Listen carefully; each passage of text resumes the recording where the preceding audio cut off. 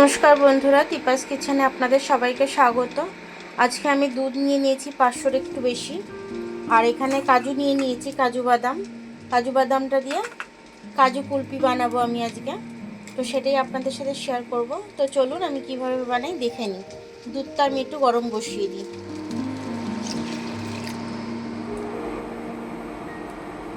এখানে আমি একটা মিক্সির জার নিয়ে নিয়েছি, এটার মধ্যে আমি কাজুটা ঢেলে দেব। এর মধ্যে আমি একটু চিনি দিয়ে দেবো।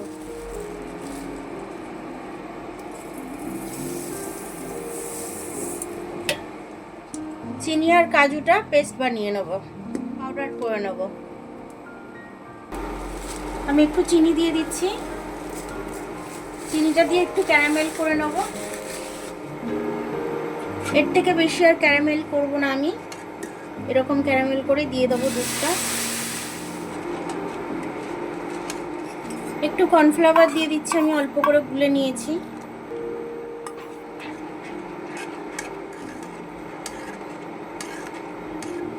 কাজু আর চিনিটা এবার দিয়ে দেবো আমি।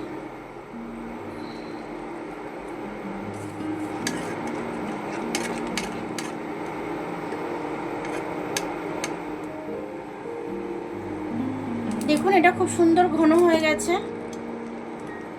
একদম গাঢ় হয়ে গেছে। কাজু কুলফিটা আমার তৈরি হয়ে গেছে। এটার মধ্যে একটু এলাচ আমি করে দিয়ে দিলাম, থেতো করে এলাচটা দিয়ে দিলাম। পরে আমি এলাচের খোসাটা ফেলে দেব। ঘনত্বটা কিন্তু খুব সুন্দর ঘনত্বটা হয়ে গেছে আমার।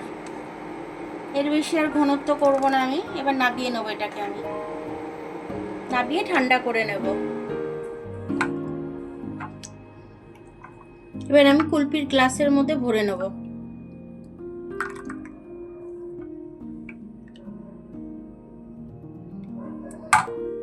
এক এক করে সবকটার মধ্যে ভরে নেব আমি। এইভাবে আমি সবকটার কুলফির ঢাকনা লাগিয়ে নেব। সবকটা এইভাবে আমি ঢাকনা লাগিয়ে লাগিয়ে এখানে রাখবো। সবকটা কুলফির আমার ঢাকনা লাগানো হয়ে গেছে। এবার এগুলো আমি ফ্রিজে রেখে দেবো। কুলফিগুলো হয়ে গেছে, আর একটা বড় জায়গায় কুলফি জমিয়েছি, এটাও ঢাকনা দিয়ে রেখে দেবো। বন্ধুরা, আমার আইসক্রিমগুলো আমি কুলফিগুলো বানিয়েছিলাম, কুলফিগুলো আমি 8 ঘন্টা মতো ফ্রিজে রেখেছিলাম। এবার আমি কুলফিগুলো বের করে নেব।